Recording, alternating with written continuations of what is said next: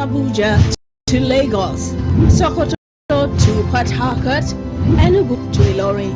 All across, we bring you news and information that will make your day. We are news. We are 24 News Radio TV.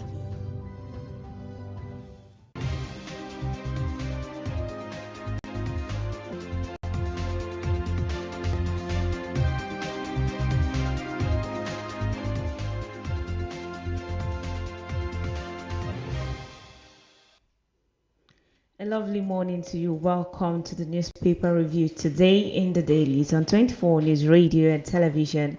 My name is Grace Nwafo. Now a quick rundown of the major headlines. State hit by 68% spike in foreign debt payment. India buys Nigerian crude as Dangote US oil. Another year-based Nigerian jailed 5 years for rape. ADC boosts 800,000 members in Rivers, welcomes Amechi Secondus. Tinubu directs Abbas-led committee on to end Bauchi APC rift. Nigeria's 54.99 trillion naira budget suffers setback as oil drops to $66 per barrel. These and more will come your way in the course of this newspaper review. Don't go anywhere.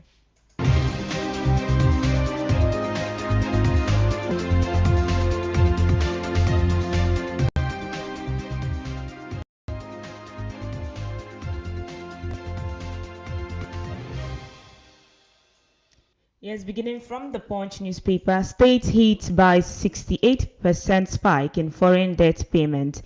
States collectively spent about 235.58 billion naira on servicing external debt obligations in the first half of 2025.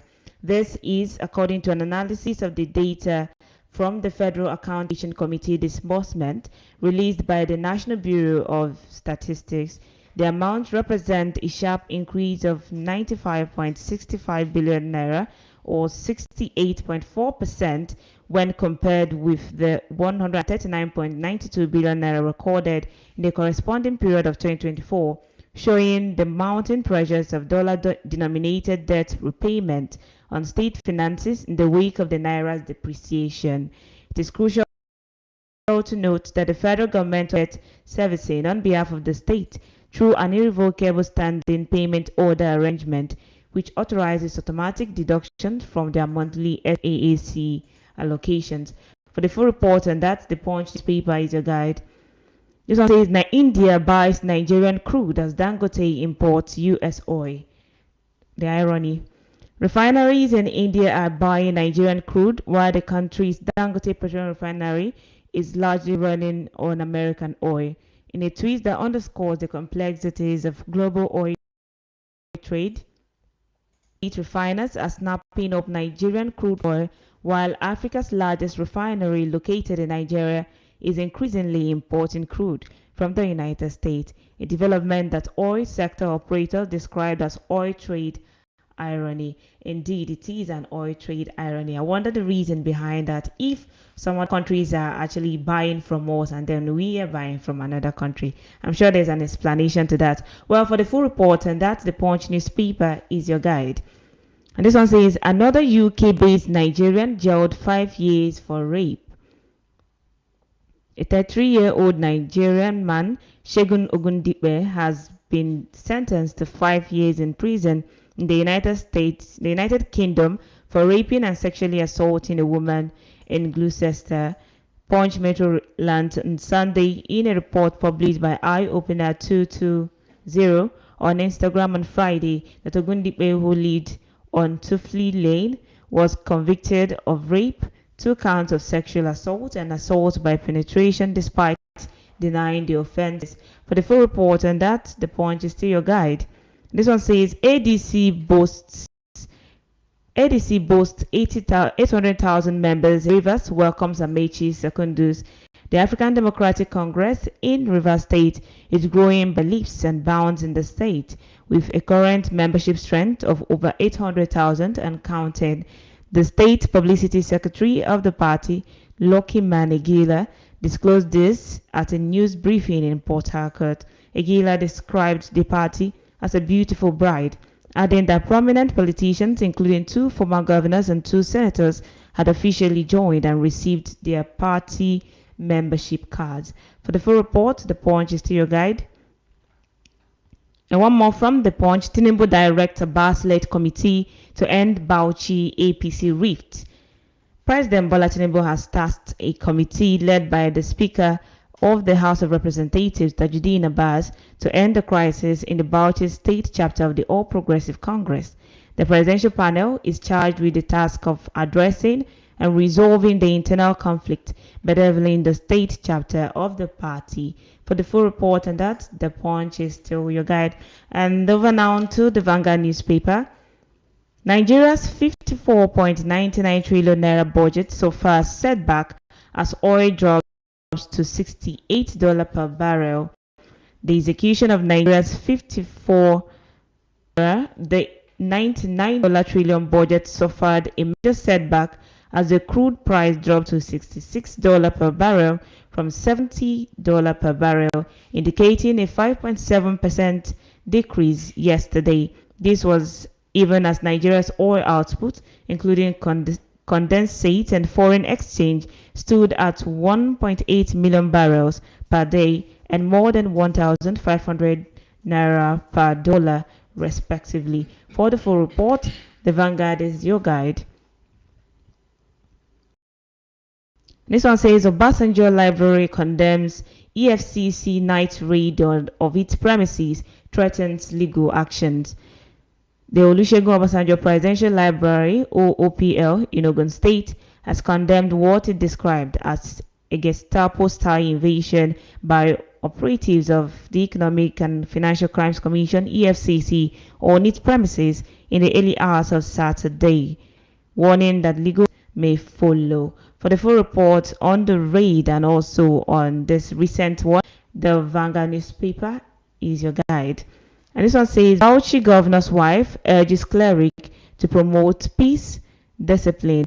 The Bauchi state governor's wife, Hajia Aisha Mohammed, has urged Islamic clerics to intensify preaching of peace, unity, and moral discipline in communities across Bauchi state. For the full report, the Vanguard newspaper guide.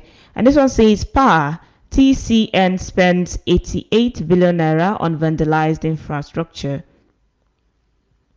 The Transmission Company of Nigeria, TCN, said it has expended over 88 billion naira on repairs of vandalized infrastructure from 2021 to date nationwide. Speaking at the public sensitization on the use of vandalism of TCN infrastructure at the Odogunyan 132 kV transmission substation in Ikorodu, TCN Principal Manager Alliance, Engineer Shei, noted that taxes meant to be paid to the government to rebuild and upgrade the power is now being used for repairs of the damages. For the full report on that, the Vanguard newspaper is still your guide.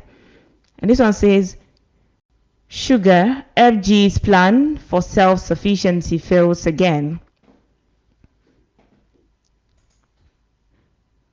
Okay, this is actually an article. So if you want that report on that, the Vanguard is your guide. FG's plan for self-sufficiency fails again. That's centered on sugar production now. And then this one says 2027, how coalition can stop Tinubu, Oshuntokun. 2027, how coalition can stop Tinubu. This is also an article, Okay, yes. So if you're interested in that report, you can also visit the Vanguard newspaper for the full report.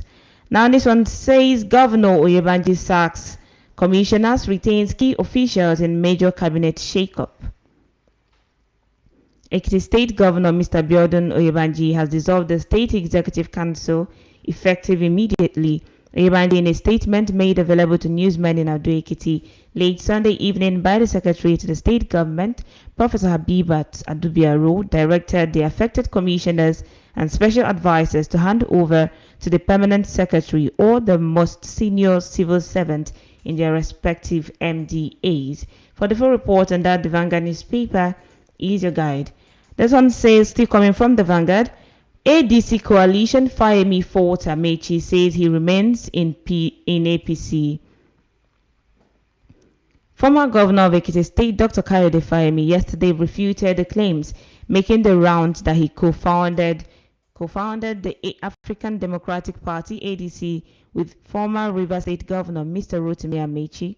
Fayemi, who was reacting to an X-Space conversation on Saturday where Amechi claimed that the ADC coalition started with him and Fayemi in the house of Nasiru Danu with Saliu Mohammed and others. Now for the full report on that, the Vanguard is your guide. And from Vanguard over now to the Nation newspaper. And the first story here says EFCC OBJ Library lock hunt over arrest of 93 fraud suspect. Yes, the Vanguard newspaper had this report as well. So if you're interested in this story, the Nation or the Vanguard newspaper is your guide. And this one says opposition tackles governor over deputy 7-month sick leave. Taraba State boiling over the long absence of Deputy Governor Minu Abdullahi Alkali from the state. Alkali had not been seen in the state since January. He is believed to have taken ill and moved out of the state for treatment. There were speculations that he is receiving treatment abroad. The opposition always has called on the government of Governor Amuke first to address the issue in public interest. Now for the full report, the Nation newspaper is your guide. It says 176 illegal estates, what government action has cost us by developers. Last week's description of 176 estates as illegal by Lagos State government has thrown residents into panic, created fears in investors as real estate developers are counting the cost of the action. Real Estate Developers Association of Nigeria, REDAN, in a letter to the state government expressed worries. The association said it comes as a rude shock to REDAN members when the Lagos State government lists over 170 members as not having or suggesting that its members' estates do not have the requisite document to provide sustainable and safe housing for citizens of Lagos. The Nation newspaper is your guide. And this one, Oyebanji drops commissioners, advisors. Yes, we read that from the Vanguard newspaper as well. So you can check the Nation or the Vanguard for reports. And going on, FIRS divulging classified documents to attract jail terms, Naira fine. The Nigerian Revenue Services NRS Act has introduced new penalties for the unauthorized disclosure of confidential information and documents by staff members. The NRS Act is among the 4 bills recently signed by President Bola Ahmed Tinubu. The others are the Nigerian that's Fair Taxation Law, the Nigerian Tax Administration Law, and the Joint Revenue Board Establishment Law as well. Now for the full report, the Nation newspaper is your guide. And still coming from the Nation, Abroad firm to partner in tackling petrol tanker fire accident. The managing director of Hoist Life Safety System Limited, Mr. Adele Oladimeji, has said Balola University Ado-Ekiti Abroad will partner to tackle incident tanker fire accident. For the full report on that, the Nation newspaper is your guide. And now heading over to the Leadership newspaper. This one says customers lament bank charges, seeks CBN's intervention. Customers of various banks have continued to lament the numerous debit alerts from their accounts despite their appeals to banks. Some of them who spoke to the News Agency of Nigeria in Abuja pleaded with the Central Bank of Nigeria, the Nigeria Deposit Insurance Corporation, NDIC, and other relevant regulatory agencies to investigate the matter. They said the charges were discouraging and unnecessary. Truly, some of these bank charges are really discouraging and unnecessary. I mean, the CBN should do something in that regard. It's getting out of hand. Then still coming from the leadership newspaper, tariff slash EERC to resolve power supply shortage in Enugu. The Enugu State Electricity Regulatory Commission EERC has said that it is taking steps to resolve the sudden electricity supply shortages that have plunged parts of state into blackout.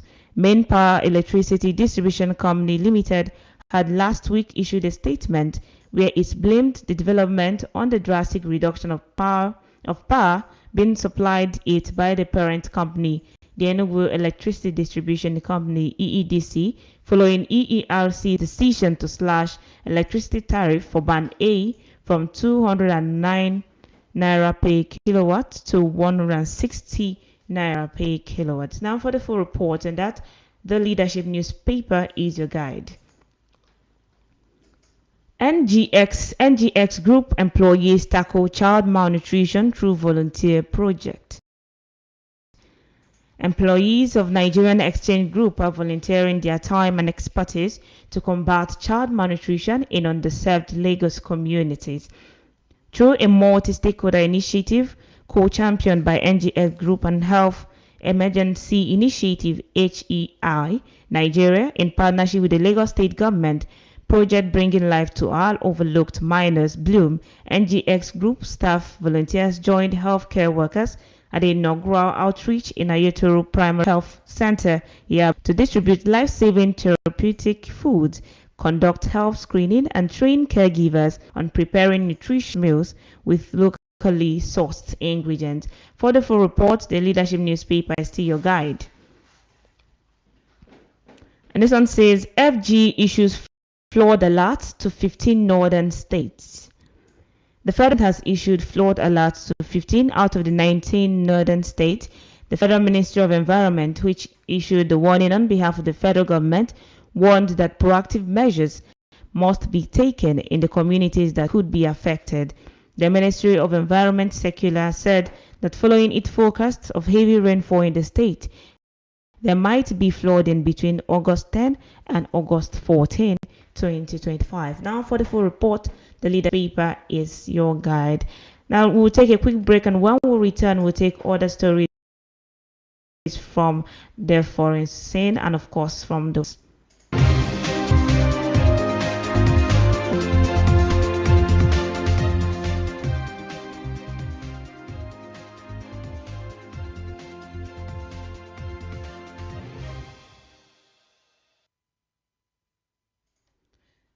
Yes, welcome back from that break. If you're just joining us, this is the newspaper review today in the dailies on 24 News Revision. Now let's move ahead with some stories that made headlines in some international newspapers or news sites per se. The first one here coming from the BBC: 5 Al Jazeera journalists killed in Israeli strike in Gaza. This is still a breaking story, so we're just going to take a few reports from the scene. 5 Al Jazeera journalists have been killed in an Israeli strike in Gaza City. The Israeli military confirms it targeted 28-year-old correspondent Anas al-Sharif, alleging he had served as the head of a terrorist cell in Hamas. But Al Jazeera called it a targeted assassination and yet another blatant and premeditated attack on press freedom. Well, like I said, this story is still breaking. More on this will come your way, and this is actually something that is really, let's say, this is a pain on the media now. For Al Jazeera to say that it's an attack, a premeditated attack on press freedom. I mean, it wouldn't be far. They wouldn't be far from the truth, but let's see how it comes out. And still coming from the BBC, this one says Australia to recognize Palestinian state in September. Australia will recognize a Palestinian state at the UN General Assembly in September, following similar moves by the UK, France, and Canada. Prime Minister Anthony Albanese has said. Albanese said Australia's commitment from the Palestinian Authority, including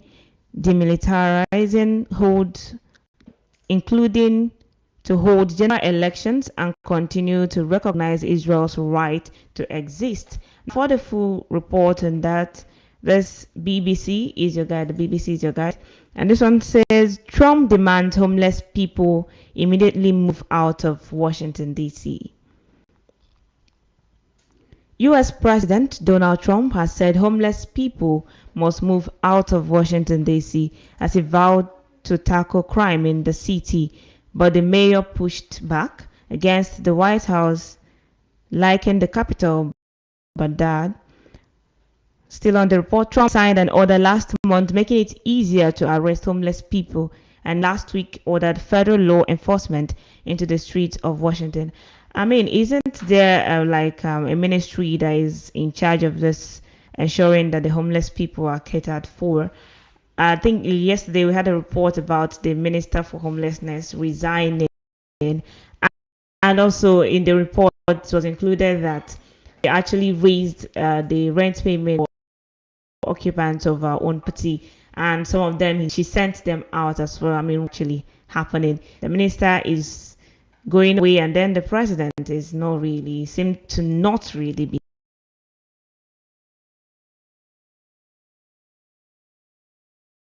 as well. And still coming from the BBC, British backpacker pleads guilty to killing man while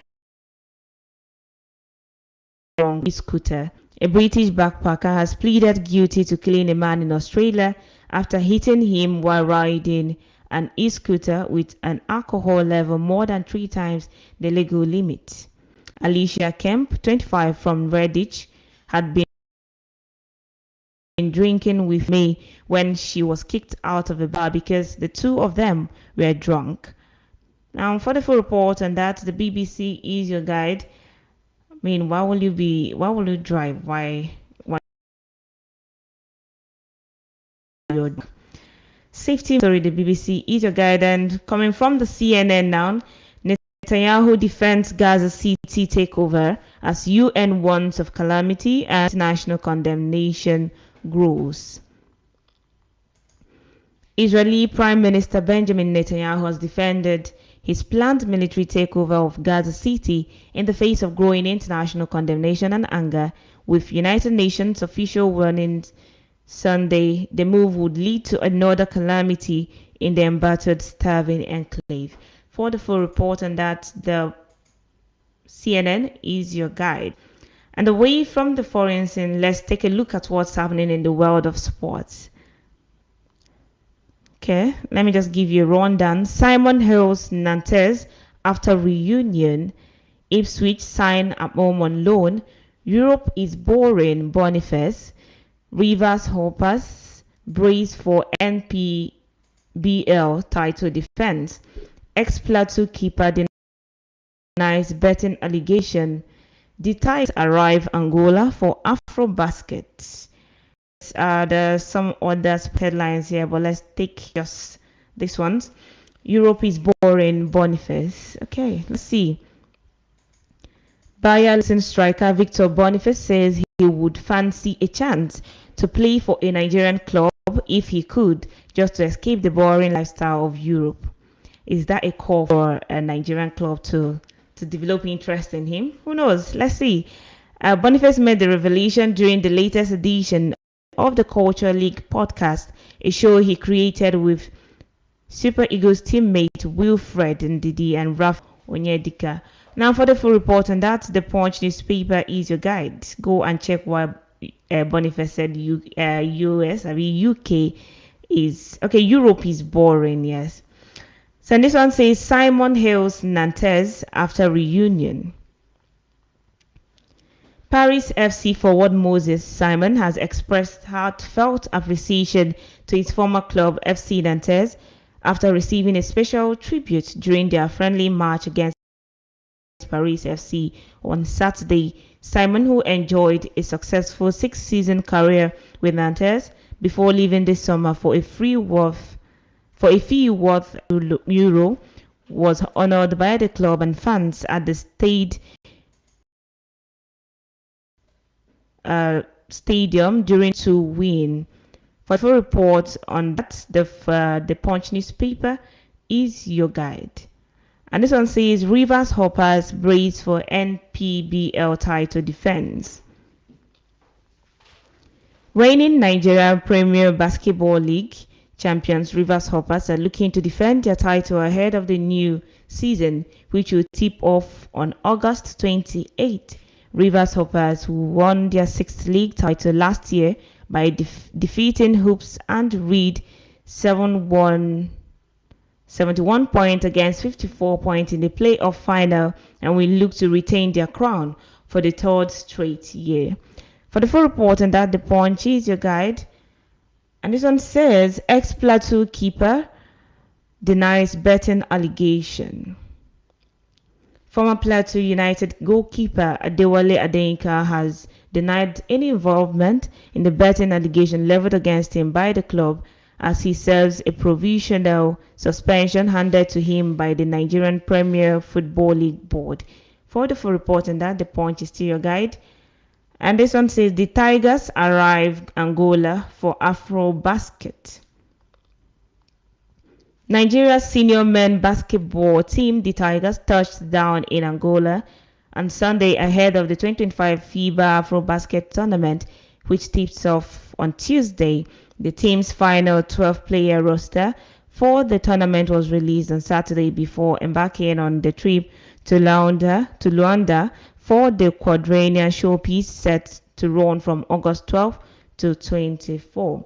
We do hope that the Tigers would, bring back home another victory. I mean, their female counterpart, the female team actually did us proud a few weeks back. So we do hope that the Tigers now will also be able to impress us as well. Over time now, the female sports team seem to be taking the lead.